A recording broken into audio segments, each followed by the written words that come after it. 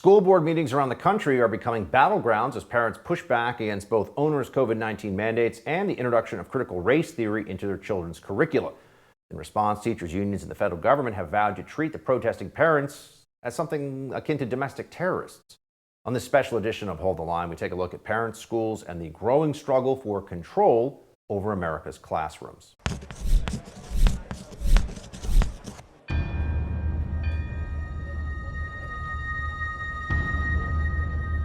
Welcome to Hold the Line in this special edition. I'm Buck Sexton. Here's what we've got. A pushback against the leftist indoctrination going on in public schools across America. The front line of this battle has been in places like Loudoun County, Virginia, but there are many places all across America where parents have been showing up to speak out against critical race theory. Now, this is in part because during the pandemic, there were so many parents who were at home with children who were not able to do in-person learning, thanks largely to the teachers' unions and their control of the Democrat Party. But we also had parents who finally got to see what their kids were being taught in schools, and they were, to put it mildly, unhappy with the situation. So they wanted to speak out. And here's just some of the parents, to give you a sense of it, who are at the school board meeting speaking out against CRT. When you talk about critical race theory, which is pretty much going to be teaching kids how to hate each other, how to dislike each other, that's pretty much, I don't care what it's pretty much what it's going to all come down to. You're going to deliberately teach kids, this white kid right here got it better than you because he white? CRT has no place in our schools. You want to take from one child to give to another. You can't rob Peter to pay Paul. It doesn't work. It also teaches hate and divides us instead of uniting us. We all know the Dr. King quote that has been shared. Color of our skin versus the content of our character. He had a dream. This is a nightmare. It is a nightmare for our children, and it needs to end now. I don't believe that you need theories that are based on race to identify and limit or to otherwise scorn others. If this continues, we will look back and be responsible for the dismantling of the greatest country in the world by reverting to teaching hate and that race is a determining factor on where your destiny lies. The parents are speaking out eloquently, intelligently, rationally about what their kids are being taught in schools. And the response, of course, to this is a lot of lies, a lot of slander, a lot of people who are pretending that this isn't just finally a reckoning for much of the public school system in this country and what is being taught in what is also known as a Democrat leftist enclave. The public teachers unions, for example, public sector unions, teachers unions specifically, are some of the biggest donors to Democrat politicians and causes in the entire country. They're really the machinery of Democrat power. And they also very much want to have unilateral and complete authority over what kids in schools are being taught about history, about politics, about the way they view America and their fellow Americans. So here are Democrats, just to give you a sense of it, slamming parents for speaking out about what's going on in the classroom. Violent looking, angry, spewing parents outside of these schools. Individuals intent on creating chaos for the sake of creating chaos. These actions could be the equivalent to a form of domestic terrorism. This becomes a security crisis in a sense for the nation. This may also mobilize even more law enforcement to be at these meetings. It is dangerous to our children when the parents themselves are the school bullies. I think one of the worst things is the actions at the board meetings. The calling of names. Tyrant, Marxist, communist. We've never seen anything like we're seeing at these school boards now. What on earth has happened in this country? Sometimes they're not even talking; they are yelling and creating chaos. Things have become so scary at these meetings. New laws may be necessary. There's always the possibility that people will face criminal prosecution for this kind of conduct. Ah, yes. Nice free speech you got there, parents. Be ashamed if something happened to it. There could be criminal prosecution. Of course, that's why the Department of Justice, no less than the Attorney General himself, put out a memo telling everybody that they are looking at ways to hold these parents legally accountable as though they're insurrectionist soccer moms or something along those lines. But also to the point here, they don't believe, the Democrats clearly think, that parents should have any say in the kinds of narratives that are being instilled in children in the classroom that indoctrination should be left to the progressive dominated public school system and the various teachers unions, which are really just making sure that the jobs programs for adults continue while pretending to care about the kids that they're supposed to serve. Here is Virginia gubernatorial candidate Terry McAuliffe saying that parents should just kind of shut up and let the teachers teach what they want. I'm not going to let parents come into schools and actually take books out and make their own decision. You vetoed it. So, yeah, I stopped the bill that I don't think parents should be telling schools what they should teach. I don't think parents should be telling schools what they should teach. See? Who's determining this? Oh, the professional educators in the schools, the ones that... No one's objecting to the teaching of the ABCs or math here. Let's really be honest. Talking about politically divisive narratives, particularly about U.S. history, about race and race in America today, and about issues ranging from abortion to COVID lockdowns to you name it. The schools are indoctrinating children. And critical race theory, which is really just racial Marxism by another name, is also being taught in schools. How do the Democrats handle this? By pretending there's no such thing. Here's Terry McAuliffe. I really hate to see what Glenn Youngkin is trying to do to Virginia, what Donald Trump did our country. I really hate to see the division, the hatred. We're putting these children in this horrible position. Let's just be clear. We don't teach critical race theory. This is this is a Trump, Betsy DeVos, Glenn Youngkin plan to divide people. And it really bothers me. Yes, it really bothers him, sure. Critical race theory is being taught in schools. That's why the parents are upset. That's why they're showing up at the school board meetings. But he'd like to believe that parents are, too dumb and perhaps too right-wing to know the difference. Terry McAuliffe, everybody, no surprise. Then there's Randy Weingarten of the American Federation of Teachers, who has let it be clear that while, on the one hand, McAuliffe, running for governor as a Democrat in Virginia, says there is no critical race theory, Randy Weingarten saying, oh, don't worry, we'll defend you if you break a state mandate against teaching critical race theory. American Federation of Teachers, funded by, of course, forced donations, will defend you.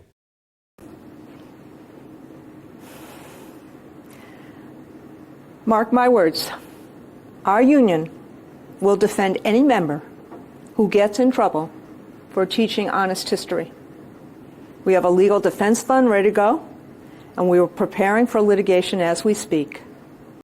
Honest history, yeah, because a lot of parents are upset about the teaching of honest history. She means critical race theory, folks. The word games. All right, we got a great lineup of guests to bring their perspective to the ongoing conflict between parents and educators. When we come back, we'll speak to one of the most prominent voices against critical race theory in American classrooms, the Daily Wire's Matt Walsh. Stay with us.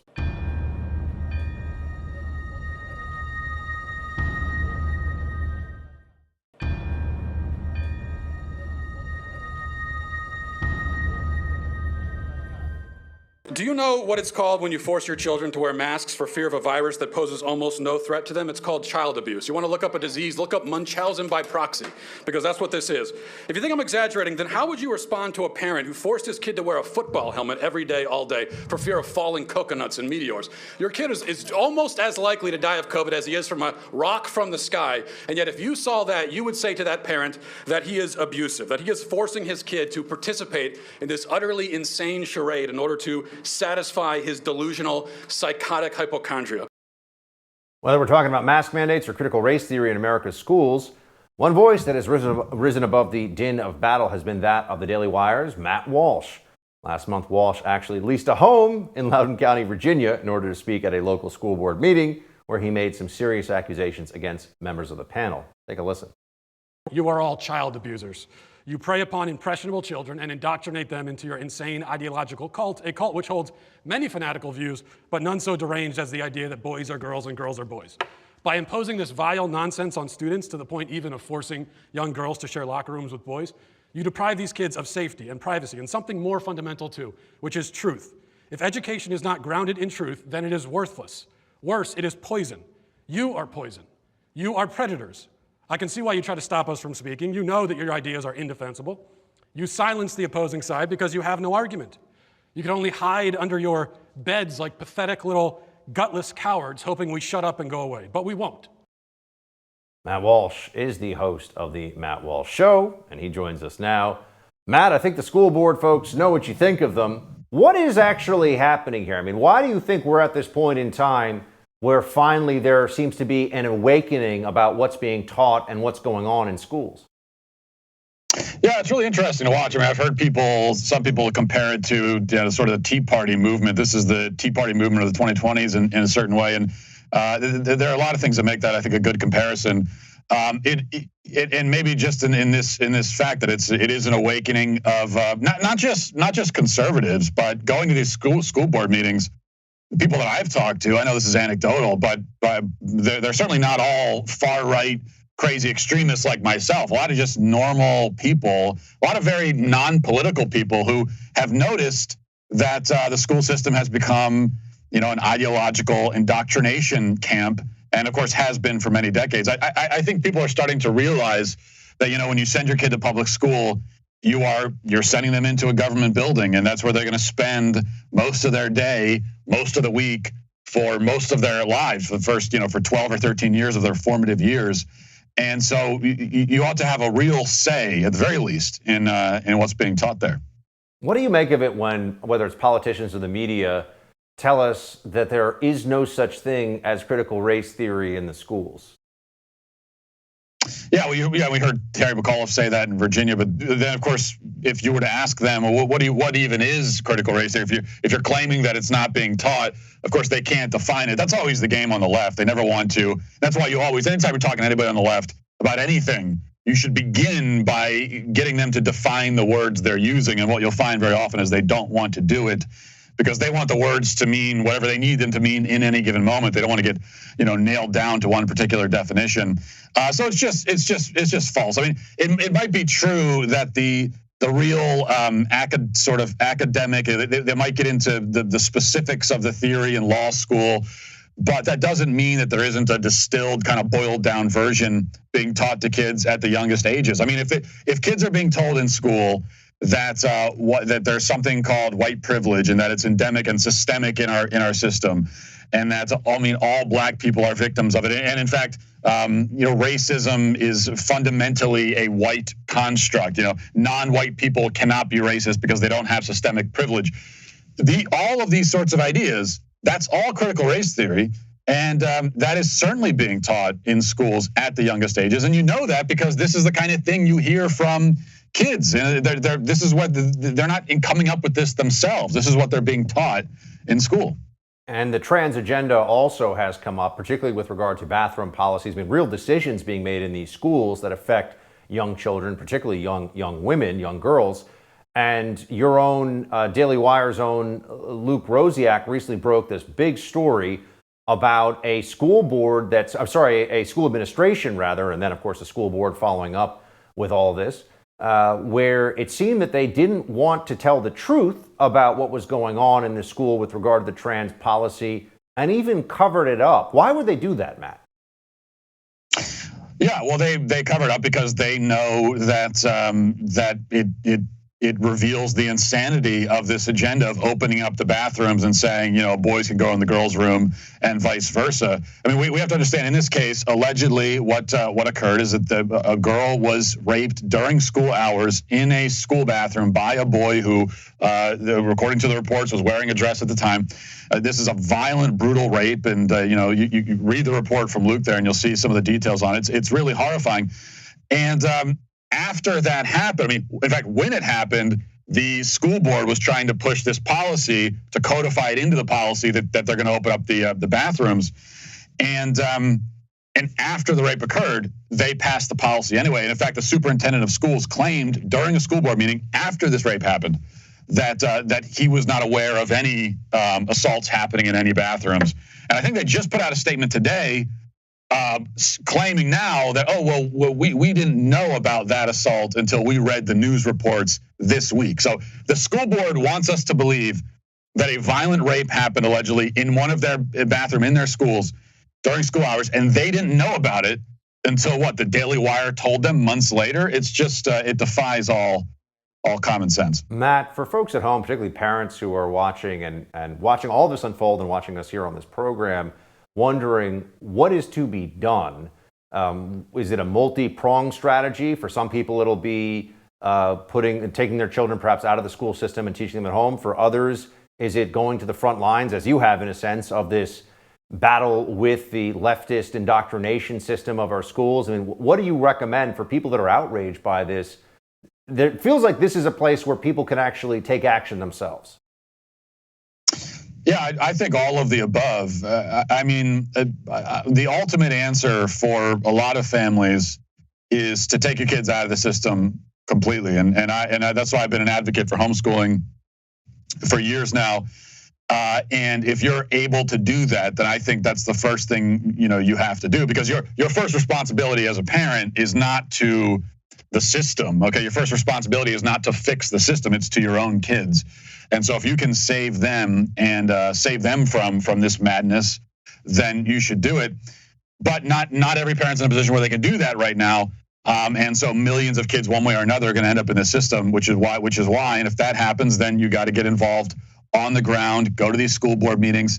It does make a difference. I mean, we're moving the needle on this because for so long these school boards were able to act with impunity, basically do whatever they want. And you'd have 12 people showing up at the school board meetings, and half of them are asleep. No one's paying attention. Now people are. And you know that from the way the school boards are reacting, and the fact that the FBI is now labeling us all domestic terrorists. That's obviously a negative development in one way, but it's also a positive sign. They're running scared. The system is scared because they know that we're finally, cluing on to what's happening. Well, Matt, if a bunch of guys working for the government and windbreakers show up at the Walsh household, we'll get you out, buddy. Don't worry. I still know some people. We'll make some calls. I appreciate that. Thanks for joining us, Matt. Good to see you. While speaking out at a school board meeting is important, a more effective method of bringing about change is electing members that share your values. When we come back, we'll talk to the founder of the 1776 Project, Ryan Gerdusky, about his organization's efforts to change the political makeup of local school boards.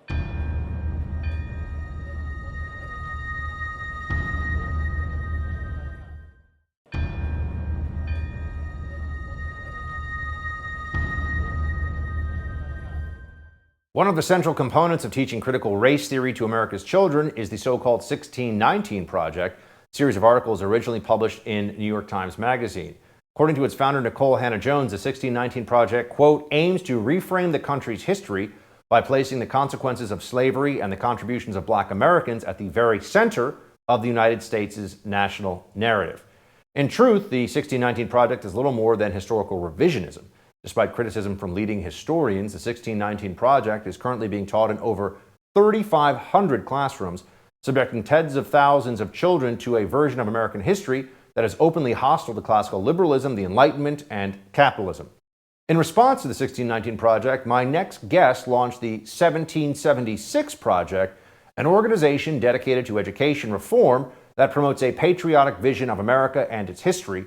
Joining me now is Ryan Gerdusky. Ryan, good to see you. Thanks for having me. First of all, tell us about the 1619 Project so we can orient ourselves into this in this discussion a bit, and how it's being taught to children and the damage that's being done.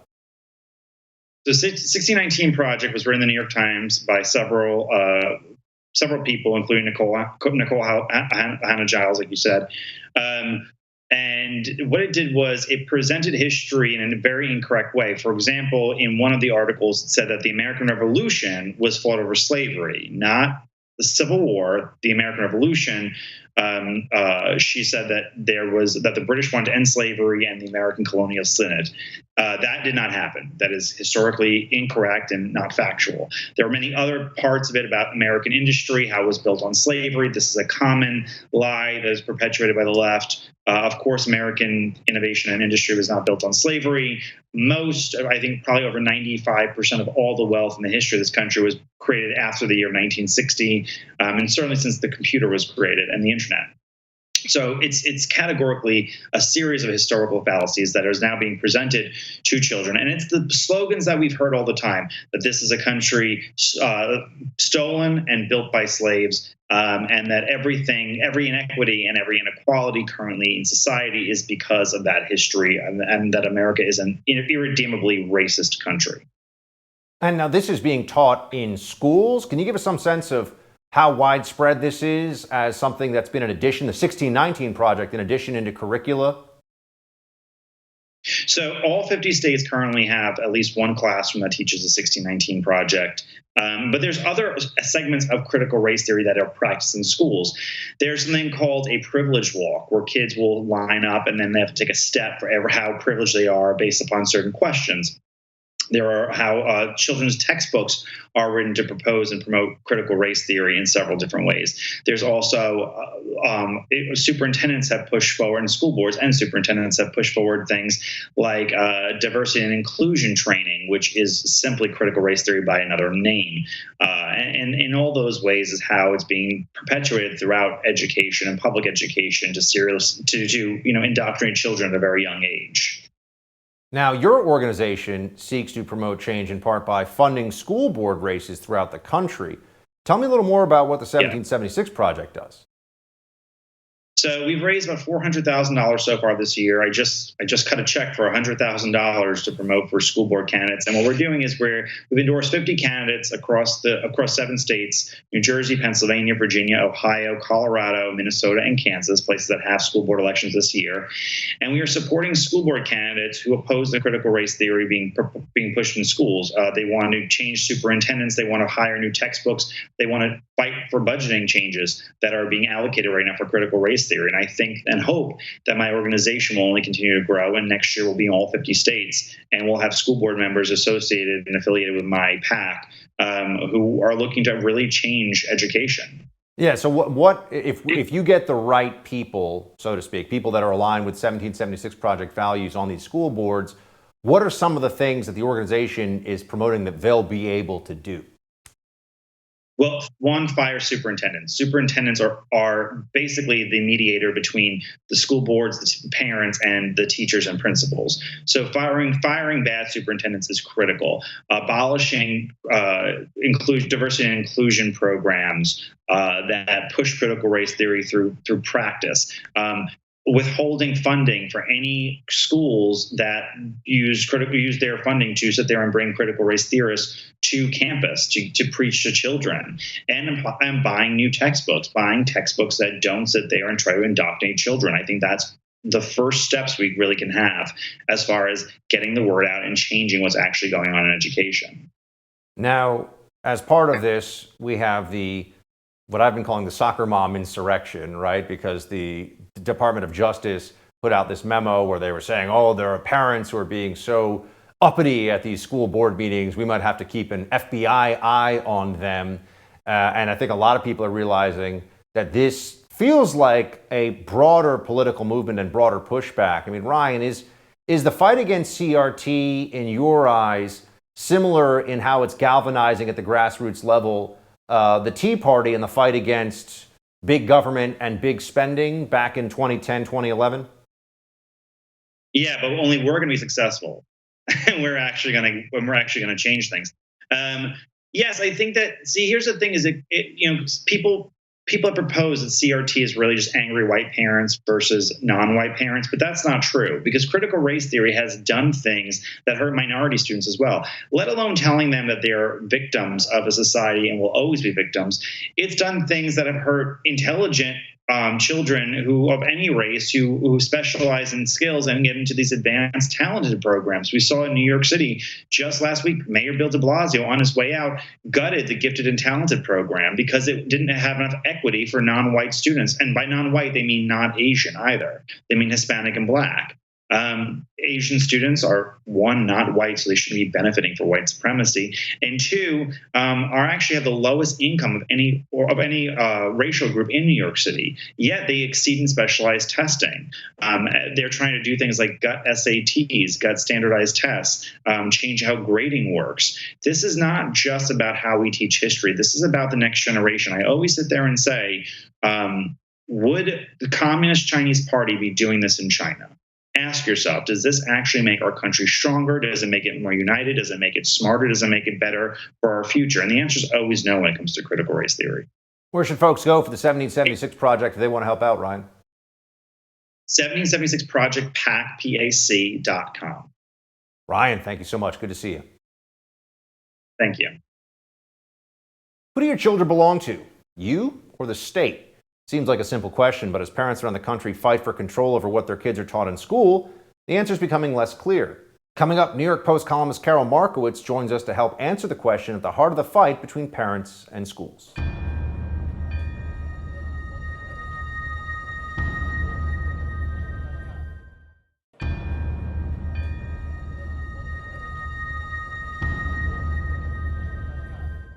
Over the past year and a half, our school systems have increasingly refused to engage with parents, from the clash over teaching critical race theory curriculum to mask mandates to virtual learning. Parents have become rightfully very angry with school boards. Instead of working through those concerns, the National School Board Association dubbed these worried parents domestic terrorists and asked the Biden administration to intervene. The White House, of course, jumped on the idea. In her recent opinion piece on FoxNews.com, our next guest poses a very important question. Does your child really belong to you? New York Post columnist Carol Markowitz joins us now to discuss. Carol, thanks for being here. Thank you for having me, Buck. So let's have you start the answer to your own question here. Does one's child belong to parents? Who does a kid belong to these days? I say absolutely yes, and I think parents should fight for that right. I think parents have really given up a lot in the last few years. With the pandemic, I think a lot of city parents just gave up on having school and didn't think that they could fight for their kids. I think right now there's all these restrictions on kids that make no sense. I write about this all the time. And I think this is the latest frontier in it. In the last 19 plus months, parents have seen up close what their kids are learning, and they don't like it. And I think the parents who are fighting back are doing a great job, and there should be more parents fighting back. More parents should get involved in their local school boards. The best emails I get are, I decided to run for my school board because of what's been going on for the last, year plus. And I really want to see some change. Last week, Virginia gubernatorial candidate Terry McAuliffe had quite a moment of honesty, it seems, about parents and what he thinks of their input in the whole education process. Here's how that went. But I'm not going to let parents come into schools and actually take books out and make their own decisions. I don't think parents should be telling schools what they should teach. I don't think parents should be telling schools what they should teach. Interesting. Yeah. I thought that school board meetings were about that kind of thing. Yeah. So what was particularly interesting to me about that exchange was it was about a parent who stood up at a Virginia in Fairfax County, Virginia, and said that she discovered in her kid's high school library 2 completely pornographic books. I'm talking you would not be able to cite right now what was in these books. It's actually the most disgusting thing I've ever heard. I've never been so startled by something. I grew up in New York City. I think nothing could shock me. This was shocking. It was pedophilia. It was pornographic. It was awful. And it was 2 books. And she pulled them from the library and she stood up at this school board meeting and she started reading from these books. And the school board members started saying, whoa, whoa, whoa, you can't read this. You can't read this here. And that is what Terry McAuliffe was defending. That is what he thinks parents should not be able to go in and get. He's not talking about some racy Judy Blume. He's talking about actual pornographic pedophilic material. Unbelievable.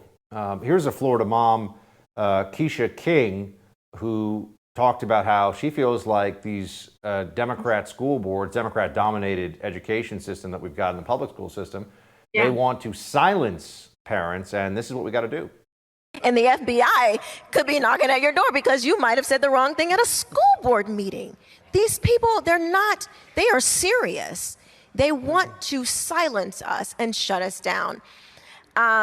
I really think at this point, the only thing to do is have a mass exodus from the public school system. That's it.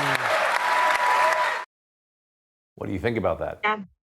So maybe she's right. I prefer right now to fight.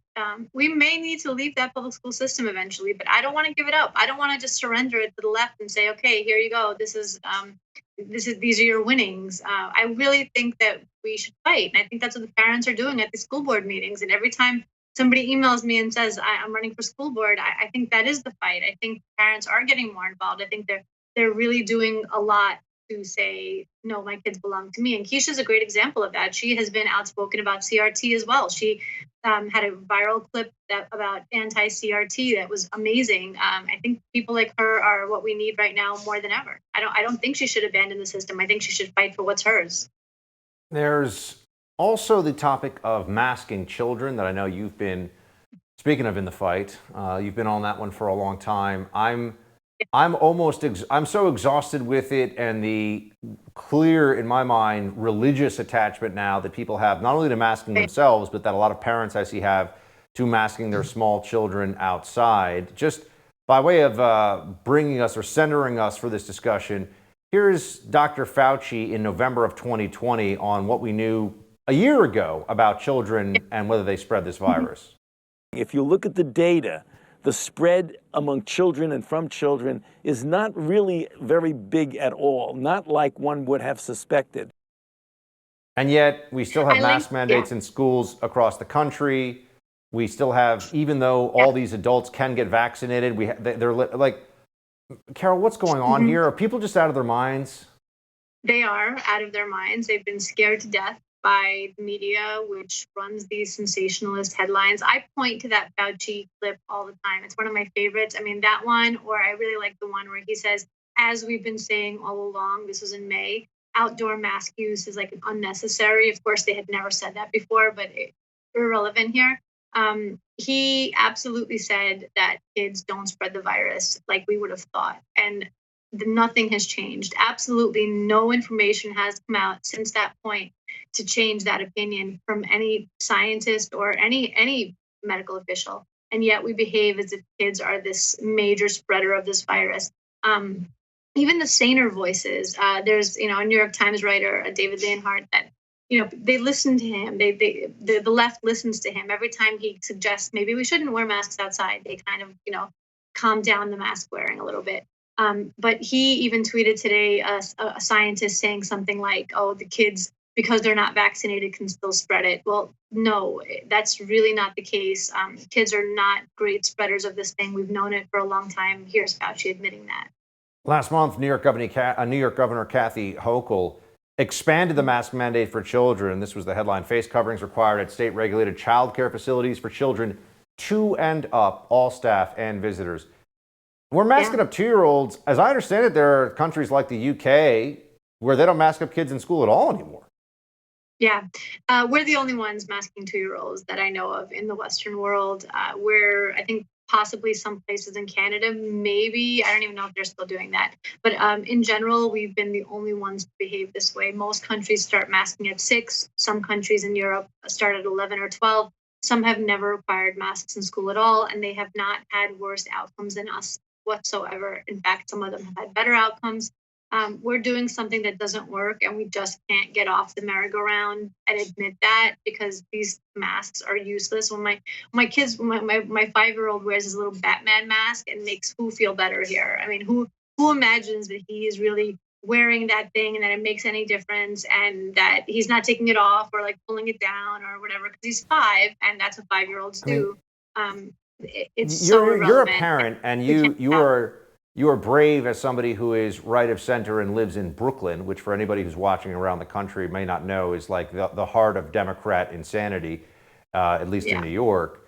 Do you come across parents who think that Fauci's a really great, smart guy and stuff, but they've started to realize that masking up their kids really is idiotic and borderline child abuse? I mean, are they starting to figure this out, or are they all true believers still?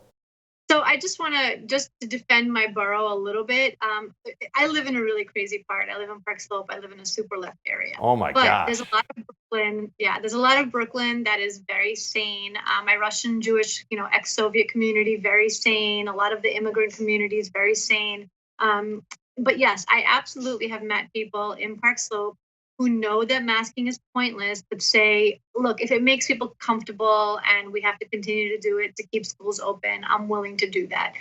I'm not willing to do that. I'm not willing to be quiet about it. I absolutely, never wear a mask when I'm picking up my kids from school or anything like that, because wearing a mask outside is crazy, and I'm vaccinated and I'm done with it. But yeah, I think until these parents fight for their kids, is never going to stop. And I don't know that these parents are ever. I mean, I've started telling them they're going to be masking up kids next fall. It doesn't even matter. Oh, yeah. This is now the thing that there are people, they think that they need to do this. I'll be living in Florida, hopefully. Yeah. But yes. I'll see you down there. Carol, thanks for staying in the fight. We'll talk to you soon. Although America's schools are currently under the control of far-left ideologues, there's some good news. Parents who oppose CRT might be winning. When we come back, we'll talk to Senior Fellow at the Heritage Foundation, Mike Gonzalez, about how the Biden administration has recently buckled in the face of the anti-CRT movement. Stay right there.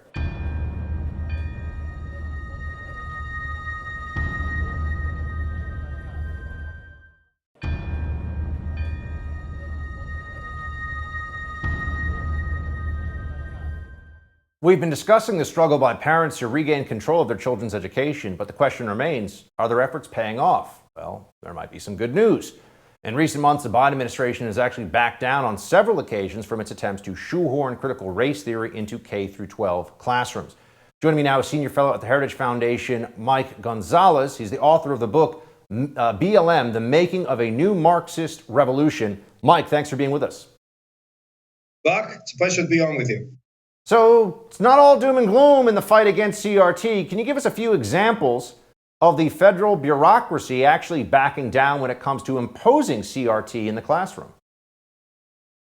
Well, let's be careful because it looked like they pulled back, but we have to remain vigilant. One of them, I guess, is Miguel Cardona, the Secretary of Education, when he had that rule earlier in the year, which said they were going to give funds for schools across the country that would teach CRT, and he included Ibram Kendi and other examples of CRT.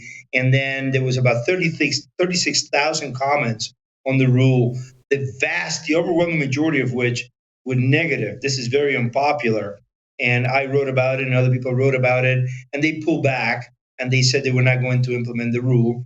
But you have to wonder if they're still giving funds to schools that use CRT, right?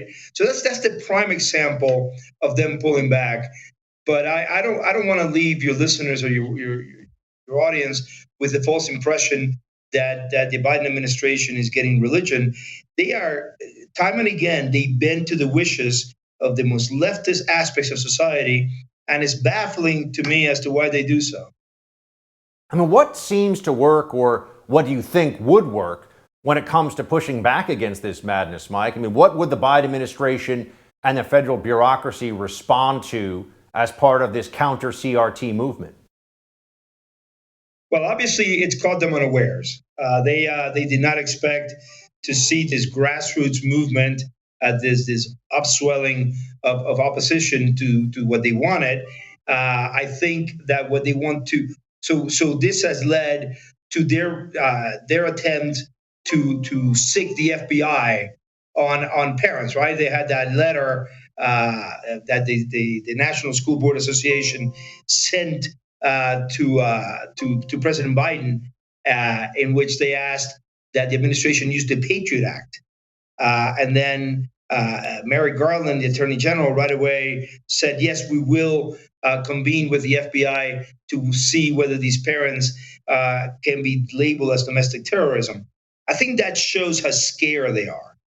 Now, the question is, I think, for parents listening out there, will the FBI really use truculent means? Would they actually try to prosecute people?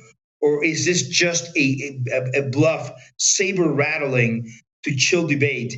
Even if it were that, it is disgusting because the administration should not be threatening Americans with prosecuting them with a federal offense for exercising their First Amendment rights. But if they do mean it and they want to make examples of people, I think that would really backfire. The Heritage Foundation wrote a very informative piece recently on how to identify CRT in kids' classrooms, because many school districts, Mike, don't actually call it critical race theory, right? So what is it called, or in what ways is CRT being infused into the classroom, and how do parents know really if their children are being exposed to this indoctrination?